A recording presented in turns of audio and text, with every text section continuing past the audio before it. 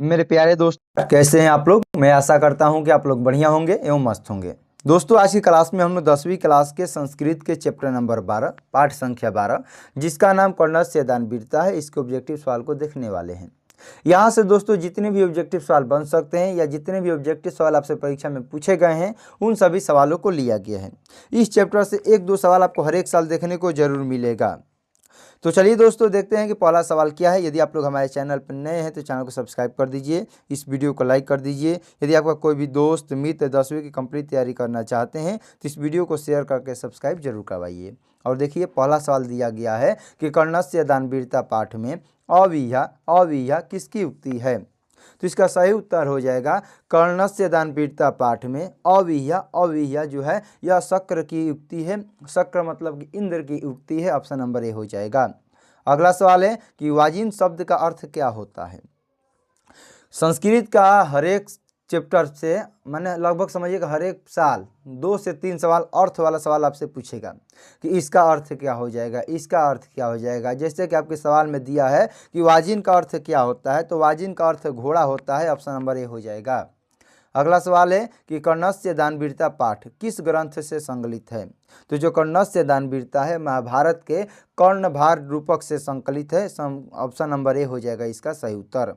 अगला सवाल है कि कर्णस्य दानवीरता पाठ कुत्र संकलित। जो कर्णस्य दानवीरता पाठ है यह कहाँ दिया गया है। कर्णस्य जो दानवीरता पाठ है यह कहाँ दिया गया, तो दोस्तों महाभारत में दिया गया है। और महाभारत में कहाँ दिया गया, तो महाभारत के कर्णभार वाले में इसको दिया गया है। अगला सवाल है कि दानवीर कौन था। कर्ण था, इंद्र, कृष्ण या अर्जुन। तो दानवीर कर्ण था। ऑप्शन नंबर ए हो जाएगा। अगला सवाल है कि कर्ण सर्वप्रथम शक्र को क्या देना चाहा। जो कर्ण था वह सर्वप्रथम इंद्र को क्या देना चाहा, तो सर्वप्रथम इंद्र को गाय देना चाहा। ऑप्शन नंबर बी हो जाएगा इसका सही उत्तर। अगला सवाल है कि महतराम भिक्षा याचे यह किसकी उक्ति है। मुझे अधिक बहुत बड़ी भिक्षा चाहिए, मुझे बहुत बड़ी भिक्षा चाहिए, यह किसने कहा था। तो यह किसने कहा था दोस्तों, इंद्र ने कहा था। इंद्र जी बोले थे कि मुझे बहुत बड़ी भिक्षा चाहिए। ऑप्शन नंबर सी हो जाएगा इसका सही उत्तर। ये 2025 में भी पूछा गया है। अगला सवाल है कि कर्णस्य दानवीरता पाठ में न दात्यम किसकी उक्ति है। यानी कर्णस्य दानवीरता पाठ में नहीं दीजिए, मत दीजिए, मत दीजिए, यह किसने कहा था। तो जो शल्य थे उनके कर्ण के सारथी, उन्होंने ही कहा था कि मत दीजिए, मत दीजिए। अगला सवाल है कि ब्राह्मण के भेष में कौन प्रवेश करता है। तो ब्राह्मण के भेष में प्रवेश करने वाला व्यक्ति का नाम शक्र था, जिसको इंद्र भी कहा जाता है। अगला सवाल है कि कर्ण किस देश का राजा था। वो अंग देश का, भंग देश का, अंग देश का या रंग देश का। तो जो कर्ण था वह अंग देश का राजा था। ऑप्शन नंबर सी हो जाएगा इसका सही उत्तर। अगला सवाल है कि कर्ण के पास भिक्षा मांगने कौन आए। ब्रह्मा, विष्णु, महेश या इंद्र। तो कर्ण के पास भिक्षा मांगे इंद्र आए थे। अगला सवाल है कि शक्र ने कर्ण से छल पूर्वक क्या ले लिया। कवच, कुंडल की दोनों की धनुष बाण। तो शक्र ने, इंद्र ने कर्ण से छल पूर्वक कवच और कुंडल दोनों को ले लिया। ऑप्शन नंबर सी हो जाएगा इसका सही उत्तर। अगला सवाल है कि इंद्र किस रूप में कर्ण के समक्ष आया। तो इंद्र जो थे वह कर्ण के रूप में, ब्राह्मण के भेष में उनके समक्ष आए थे, ना कि साधु याचक दाता के रूप में। तो इंद्र कर्ण के सामने ब्राह्मण के भेष में आए थे।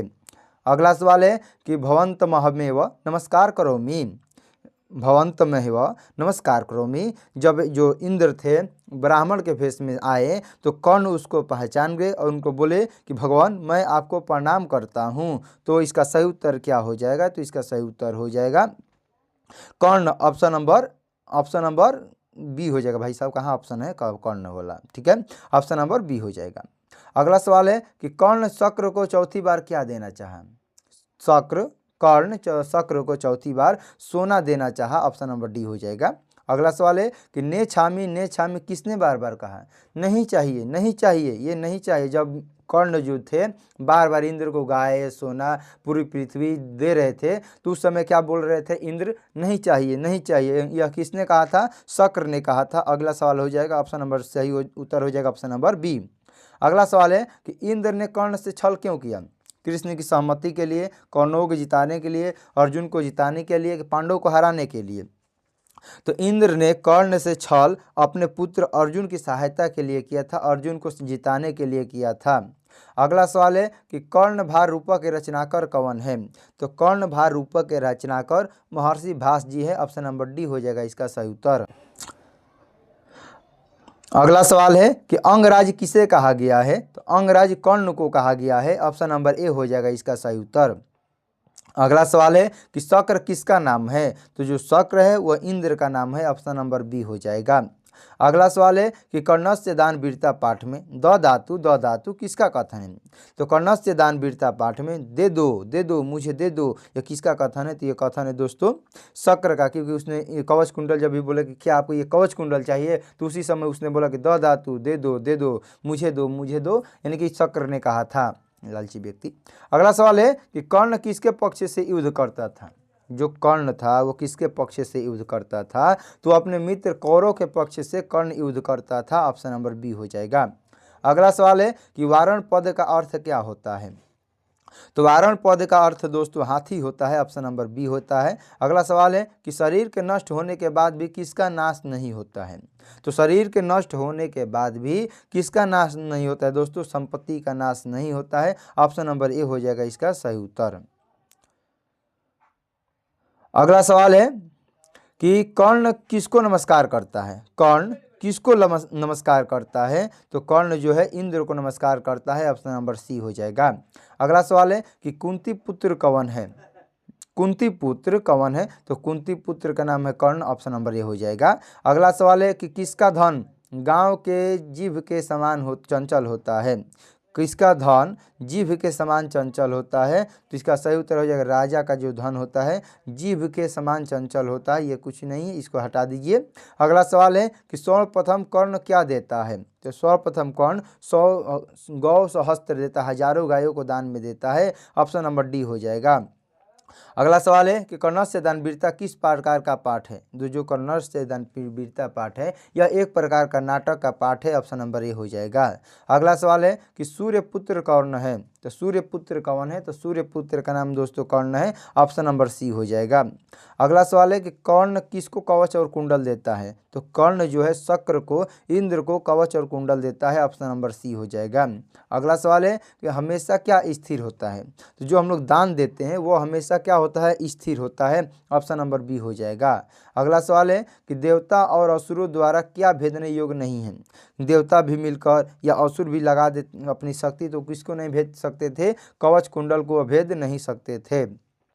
अगला सवाल है कि कवच, अगला और ये हम लोग का अंतिम सवाल है कि कवच कुंडल के साथ किसका जन्म हुआ था? तो कवच और कुंडल के साथ कर्ण का जन्म हुआ था। ऑप्शन नंबर ए हो जाएगा इसका सही उत्तर।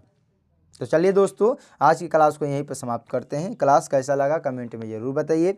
यदि आप लोग हमारे चैनल पर नए हैं तो चैनल को सब्सक्राइब कर दीजिए, इस वीडियो को लाइक कर दीजिए। यदि आपका कोई भी दोस्त मित्र 10वीं कंप्लीट तैयारी करना चाहते हैं तो इस वीडियो को शेयर करके सब्सक्राइब जरूर करवाइए। मिलते हैं अगले क्लास में, तब तक के लिए आपको जय हिंद जय भारत।